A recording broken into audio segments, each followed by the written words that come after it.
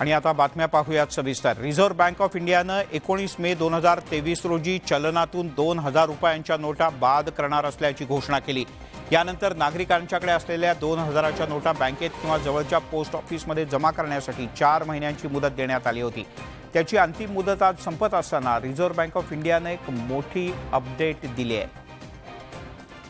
2000 रुपयांच्या नोटा बदलण्याची मुदत रिझर्व्ह बँक ऑफ इंडियानं वाढवली आहे। उद्यापासून 2000 रुपयांच्या नोटा व्यवहारात वापरता येणार नाहीत, मात्र बँकेत जमा करण्याची मुदत आरबीआयनं वाढवली आहे। रिझर्व्ह बँकेनं परिपत्रक काढत ही माहिती दिली आहे। आता नागरिकांना त्यांच्याकडच्या 2000 रुपयांच्या नोटा बदलण्यासाठी आणखीन 7 दिवसांची मुदत मिळाली आहे। त्यानंतर म्हणजे 8 ऑक्टोबर पासून बँकेच्या मार्फत नोटा बदलून देण्याची प्रक्रिया थांबवण्यात येणार असल्याचं आरबीआयनं स्पष्ट केलं आहे। 8 ऑक्टोबर पासून आरबीआयनं निश्चित केलेल्या केंद्रात 2000 रुपयांच्या नोटा जमा करता येतील। याच ठिकाणाहून नोटा बदलून मिळणार आहेत। महाराष्ट्राचे सांस्कृतिक कार्यमंत्री सुधीर मुनगंटीवार यांनी काही दिवसांपूर्वी छत्रपती शिवाजी महाराज यांची वापरलेली वाघनखं महाराष्ट्रात परत आणली जाणार अशा प्रकारची घोषणा केली होती। मात्र आता या वाघनखांच्या संदर्भात एक नवीन माहिती समोर आली आहे। ही वाघनखं केवळ 3 वर्षांसाठी भारतात आणली जाणार आहेत। छत्रपती शिवाजी महाराज यांची ही वाघनखं कर्जाऊ तत्वावर महाराष्ट्रात आणली जाणार आहेत।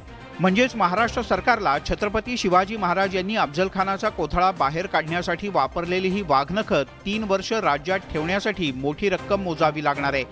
हे पैसे सध्या या वाघनखांचा ताबा असलेल्या व्हिक्टोरिया अँड अल्बर्ट संग्रहालयाला द्यावे लागणार आहेत। राज्याच्या सांस्कृतिक मंत्रालयानं जारी केलेल्या सरकारी आदेशात याचा उल्लेख करण्यात आला आहे। सुधीर मुनगंटीवार साहेब वाघनखाचा एमओयू करायला तिथे जाणार आहेत आणि मी देखील तिथे जाणार आहे। पण पहिली गोष्ट म्हणजे ही वाघनखं शिवकालीन आहेत की छत्रपती शिवाजी महाराजांनी वापरलेली आहेत ह्याचं स्पष्टीकरण यावं। आणि दुसरं म्हणजे हे लोन आहे की परतावा आहे। जर परतावा असेल तर महाराजांचं मंदिर व्हावं आणि त्याच्यात ही वाघनखं ठेवली जावी। छत्रपती शिवाजी महाराज यांनी वाघनखांनी अफजलखानाचा कोथळा बाहेर काढला होता, त्यामुळे महाराष्ट्राच्या हक्काच्या असलेल्या वाघनखांसाठी पैसे मोजावे लागणार असल्यानं यावरून राजकारण तापणार आहे। लंडनवरून ही वाघनखं राज्यात आणण्यासाठी राज्य सरकारनं 11 सदस्यांची एक समिती स्थापन केली आहे। वाघनखं सुरक्षितपणे राज्यात आणण्याची जबाबदारी या 11 सदस्यांवर असणार आहे। तसंच राज्यामधील 4 संग्रहालयांमध्ये ही वाघनखं कधी, कुठे आणि कशी सर्वसामान्यांना पाहता येईल या संदर्भात एक सविस्तर नियोजन करण्याचं काम सुद्धा या 11 जणांच्या समितीकडे सोपवण्यात आलं आहे। छत्रपती शिवाजी महाराज यांच्या राज्याभिषेकाचा 2024 साली 350वा वर्धापन दिन आहे। याच पार्श्वभूमीवर लंडनच्या व्हिक्टोरिया आणि अल्बर्ट संग्रहालयातून ही वाघनखं महाराष्ट्रात आणली जाणार आहेत। 16 नोव्हेंबर 2023 रोजी ही वाघनखं लंडनहून मुंबईत आणली जातील। त्यानंतर 17 नोव्हेंबर 2023 ते 24 ऑगस्ट 2024 या काळात ही वाघनखं सातारा इथल्या छत्रपती शिवाजी महाराज वस्तू संग्रहालयात ठेवली जातील। 25 ऑगस्ट ते एप्रिल 2025 या कालावधीत ही वाघनखं नागपुरात मध्यवर्ती संग्रहालयात ठेवण्यात येतील। एप्रिल 2025 ते नोव्हेंबर 2025 या काळात ही वाघनखं कोल्हापुरातल्या लक्ष्मी विलास पॅलेस या वस्तू संग्रहालयात ठेवण्यात येतील। नोव्हेंबर 2025 ते नोव्हेंबर 2026 या कालावधीत ही वाघनखं पुन्हा एकदा मुंबईत येतील आणि प्रदर्शनासाठी ठेवण्यात येतील। यानंतर 16 नोव्हेंबर 2026 ला ही वाघनखं पुन्हा एकदा लंडनला पाठवण्यात येणार आहेत।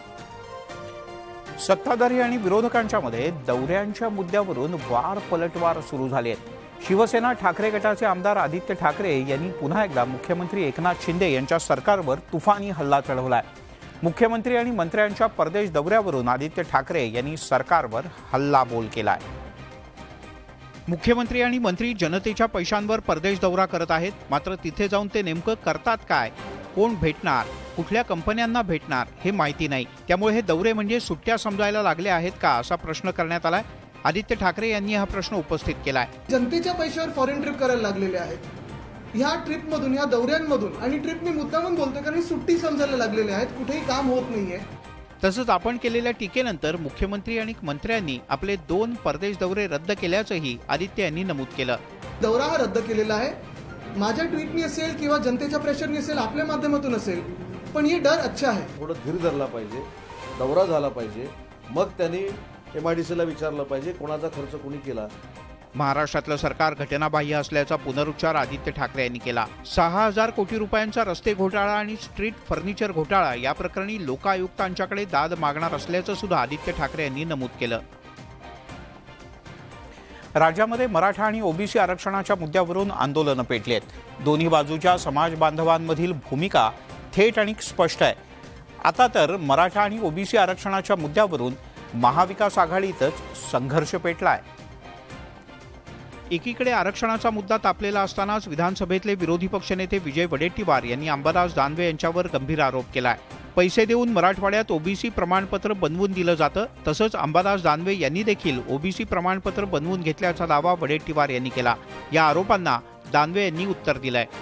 या राज्याचे विधान परिषदेतील विरोधी पक्षनेते अंबादास दानवे मराठा आहेत। त्यांनी ओबीसीची सर्टिफिकेटही घेतली। मग का असं बोलताय? त्यांना विचारा।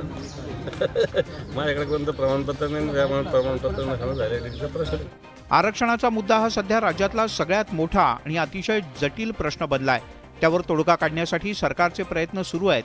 असं असताना विजय वडेट्टीवार यांनी अंबादास दानवे यांच्यावर केलेल्या आरोपांमुळे हा प्रश्न अधिकच गंभीर होण्याची शक्यता निर्माण झाली आहे। तसंच महाविकास आघाडीतील विसंवाद सुद्धा चव्हाट्यावर आल्यानं आघाडीच्या नेत्यांची डोकेदुखी वाढली आहे। ओबीसी आरक्षणातून मराठा समाजाला आरक्षण न देण्याच्या मागणीसाठी 21 दिवसांपासून ओबीसी महासंघाचं उपोषण सुरू होतं। काल सह्याद्री अतिथीगृहात सरकारसोबत बैठक पार पाडल्यानंतर ओबीसी महासंघानं आपलं उपोषण मागे घेण्याचा निर्णय घेतला।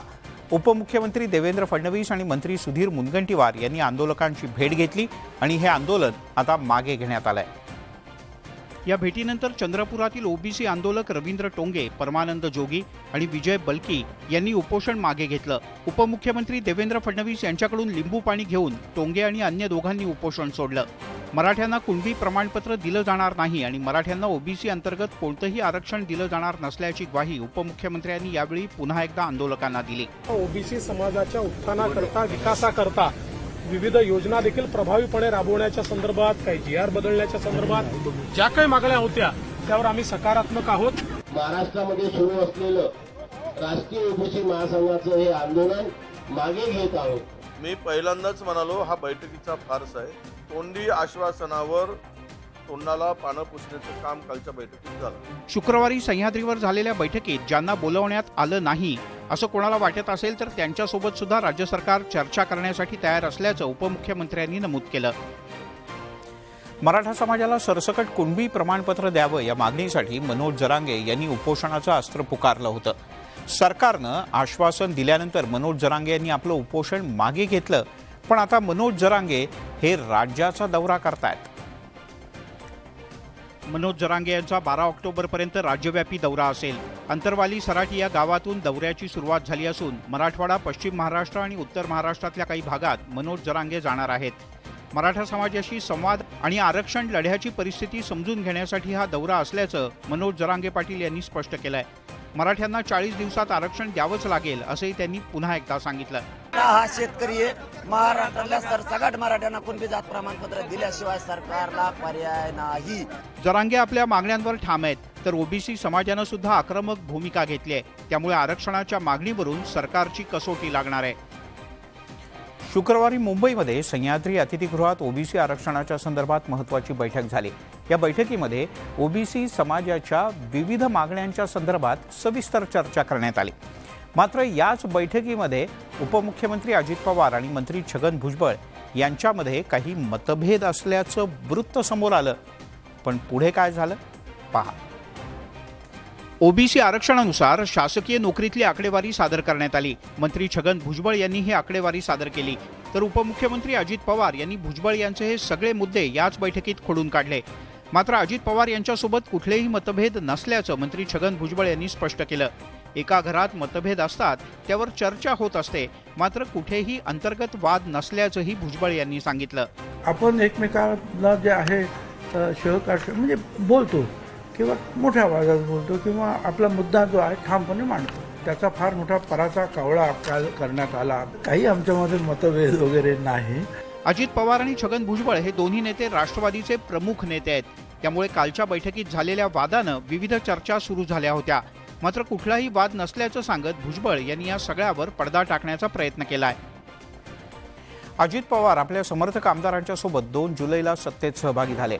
अजित पवार यांच्या बंडामुळे राष्ट्रवादी काँग्रेसमध्ये मोठी उभी फूट पडली। आता राष्ट्रवादीच्या फुटी संदर्भात 6 ऑक्टोबरला केंद्रीय निवडणूक आयोगात सुनावणी होणार आहे। 6 ऑक्टोबरला होणाऱ्या सुनावणीत शरद पवार गट आणि अजित पवार गट हे दोन्ही गट आपापली भूमिका निवडणूक आयोगाच्या समोर मांडणार आहेत। त्यापूर्वी राष्ट्रवादीच्या शरद पवार गटाकडून अजित पवार गटाने केलेले सर्व दावे फेटाळून लावण्यात आले आहेत। शरद पवार गटाकडून पक्षात फूट पडली नसून शरद पवार हेच अध्यक्ष असल्याबद्दल पुन्हा सांगण्यात आलं। याशिवाय पवार गटाने निवडणूक आयोगाला दिलेल्या उत्तरात अनेक महत्त्वाच्या बाबी मांडण्यात आल्या आहेत। एकनाथ शिंदे यांनी ज्या वेळेला बंड केलं त्यानंतर अजित पवार विरोधी पक्षनेते म्हणून काम पाहत होते, त्यावेळी अजित पवार यांनी शिंदेंवर टीका केली होती। आता शरद पवार गट अजित पवार यांच्या वक्तव्याचा आधार घेणार आहे। मनसेचा एक सदस्य गेला की मनसेचा पक्ष त्याच्याबरोबर जाईल का, ते योग्य आहे। ते नेहमीच खरं बोलतात आणि योग्य बोलतात। 1-2 मध्ये फरक आहे आणि जवळजवळ जे आहे 75% 80% जर असेल तर त्याच्यामध्ये फरक आहे। शरद पवार गटाने 9 मंत्र्यांच्या विरोधात याचिका दाखल केली आहे। मात्र या 9 मंत्र्यांशिवाय 31 आमदारांच्या विरोधात सुद्धा अपात्रतेची याचिका दाखल करण्यात आली आहे। लातूर जिल्ह्यातल्या किलारी इथे 30 सप्टेंबर 1993ला भूकंपाचे जबरदस्त हादरे बसले। या दुर्घटनेला 30 वर्ष पूर्ण झाली आहेत। मात्र 30 वर्षानंतर आजही अनेकांच्या मनात त्या काळ्या रात्रीच्या आठवणी तशाच ताज्या आहेत। ती काळ रात्र आठवली की किल्लारीवासियांच्या डोळ्यात पाणी आल्याशिवाय राहत नाही। गणपती विसर्जनानंतर गाढ झोपेत असताना किल्लारी इथे 6.4 रिश्टर स्केलचा भूकंप झाला आणि सगळं राज्य हादरलं। क्षणार्धात होत्याचं नव्हतं झालं। ही काळ रात्र आठवून आजही अनेकांच्या काळजाचा ठोका चुकतो। अंधकार होता, म्हणजे कुठं निघाव कोण आहे कुठं ह्याचं काहीच गंत नव्हता। सगळीकडे आरवली मेलो वाचवा हीच आरवली होती। भूकंपानंतर किलारी गावात धूरच धूर पसरला होता। अनेक जण ढिगाऱ्याखाली अडकले। गावात नुसता मृतदेहांचा खच पडलेला पाहायला मिळाला। आणि माणसं आतोनात मेली। 2 उस्मानाबादी लातूर जिल्ह्यामधले 8,500 लोक मेले। किलारीच्या भूकंपानं महाराष्ट्रच नाही तर देश हादरला होता। परदेशातून सुद्धा भूकंपग्रस्तांसाठी मदतीचा ओघ सुरू झाला। मात्र 30 वर्षानंतर सुद्धा या भयकंपाच्या आठवणी ताज्या असल्याचं पाहायला मिळालं। लातूरच्या किल्लारीमधल्या भूकंपाला 30 वर्ष पूर्ण झाली। गाढ झोपेत असताना रात्रीच्या वेळेला झालेल्या या भूकंपात 8,500 जणांना जीव गमवावा लागला।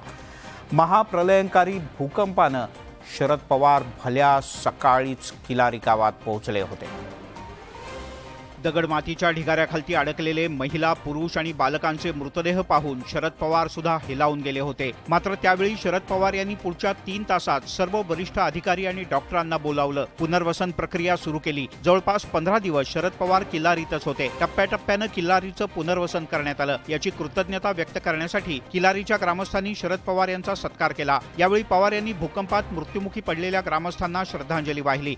काही लोक करतायत, कुणी रडतंय, आया बहिणी अस्वस्थ। आयुष्यात असं संकट कधी खाऊ नये। एक वडीलधारीमध्ये तुमचा माणूस झोपलाय हे मला दिसतंय। मला असं वाटतं याचं घरदार गेलेलं दिसतंय आणि त्यामुळे हा झोपला इथं। माणसाला उठवलं तर मला लक्षात आलं तो दुसरा कुणी नव्हता, तुमचा कलेक्टर होता। आपत्ती निवारण यंत्रणा आपल्याकडे नव्हती। त्यावेळी प्रामुख्याने हा विषय मांडला आणि त्यानंतर याची जबाबदारी आपल्यावर देण्यात आली असंही पवार यांनी सांगितलं। नाशिक जिल्ह्यातील ग्रामीण भागाला शुक्रवारी संध्याकाळी झालेल्या पावसानं जबरदस्त झोडपून काढलं। इगतपुरी तालुक्यात सुद्धा मुसळधार पाऊस झाला। मात्र याच इगतपुरीतल्या पावसाचं एक वेगळं रूप नागरिकांना अनुभवायला मिळालं। विजांच्या कडकडाटासह मुसळधार पावसानं हजेरी लावली। मुकणे धरण परिसरात ढगफुटी झाल्याचा दावा स्थानिकांनी केलाय। धरणात एकाच ठिकाणी गोलाकार परिघात धोधो पाऊस पडत असल्याचा दावा स्थानिक ग्रामस्थांनी केला। पावसाचा जोर इतका प्रचंड होता की ज्या वेगानं पावसाचं पाणी धरणामध्ये पडत होतं त्याच वेगानं धरणातील पाणी वावटाळाप्रमाणे आकाशाच्या दिशेने झेपावत होतं असा दावा सुद्धा काही स्थानिकांनी केलाय। मुकणे धरण परिसरात ही घटना घडत असताना कुठलाही अनुचित प्रकार घडला नाही। मात्र एखाद्या नागरी वस्तीच्या ठिकाणी ही घटना घडली असती तर मोठा अनर्थ घडण्याची शक्यता होती। काही नागरिकांनी ही नैसर्गिक घटना मोबाईलच्या कॅमेऱ्यात कैद केले तर अनेक नागरिक भीतीपोटी घराच्या बाहेर सुद्धा पडले नाहीत। याआधी कधीही अशी घटना बघितलेली नसल्याची प्रतिक्रिया स्थानिकांनी दिली। तिकडे गोंदियामध्ये सूर्याटोला परिसरात एका घरात फ्रीजचा जबरदस्त स्फोट झाला आणि या स्फोटामुळे घरात आग लागली। स्थानिकांनी अग्निशमन दलानं या आगीवर वेळेत नियंत्रण मिळवलं, त्यामुळे पुढचा मोठा अनर्थ टळला। मात्र या स्फोटासंदर्भातली माहिती ऐकून तुम्हालाही धक्का बसेल. उंदरामुळे हा स्फोट झाल्याचं ऐकून तुम्हाला निश्चित धक्का बसला असेल. त्याचं कारण असं की सूर्याटोला या परिसरात शिवाजी पुतळ्याच्या जवळ राहणाऱ्या संजू गाते यांच्या घरात देवाजवळ दिवा लावण्यात आला होता. मात्र उंदरानं याच दिव्यातली वात फ्रीजच्या जवळ नेल्यानं फ्रीजचा स्फोट झाला. यानंतर लागलेल्या आगीत घरात साठवलेलं सगळं धान्य आणि इतर साहित्य जळून खाक झालं. घराच्या छपराचं सुद्धा मोठं नुकसान झालंय. जीवितहानी झाली नसली तरी एका उंदरामुळे गाते कुटुंबाचा संसार उद्ध्वस्त झालाय. यामुळे घरात फ्रीज वापरताना काळजी घेणं गरजेचं आहे. फ्रीजच्या जवळ ज्वलनशील वस्तू ठेवू नका. घरात कोणी नसेल तर पेटता दिवा ठेवू नका. फ्रीजमध्ये गॅस असल्यानं स्फोटाची शक्यता असते. विजेची सततची समस्या असेल तर फ्रीजचा प्लग काढून ठेवा, जेणेकरून स्फोटासारख्या घटना टाळता येतील. त्यामुळे आपण जी इलेक्ट्रॉनिक उपकरणं वापरतो ती वेळोवेळी सर्व्हिसिंग करून घ्यायला हवीत. तसं केल्यास धोके टळतील आणि घरही सुरक्षित राहील. सत्ताधारी आणि विरोधकांच्या मध्ये दौऱ्याच्या मुद्द्यावरून नवा राजकारणाचा उद्योग सुरू झाला आहे की काय, का उद्योगातून राजकारण होत आहे? आदित्य ठाकरे आणि उद्योगमंत्री उदय सामंत यांच्यात चांगली जुंपले आणि याच विषयावरचा एक स्पेशल रिपोर्ट आपण पाहणार आहोत आज रात्री 8 वाजता फक्त न्यूज 18 लोकमतवर. यासोबत या बुलेटिनमध्ये इथे थांबूया. ताज्या बातम्यांचं न्यूज 18 लोकमतवर सुरूच राहील.